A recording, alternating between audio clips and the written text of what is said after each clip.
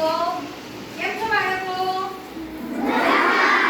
તો આજે આપણે ધોરણ 6 ગુજરાતી પાઠ 1 પર્વત તારા કાલે કાવ્યગાન શીખ્યા હતા.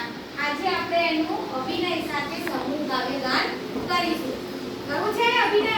હા. તો બધાએ સાથે કાવ્યગાન બી કરવાનું અને અભિનય પણ કરવાનું. ઓકે? ચલો.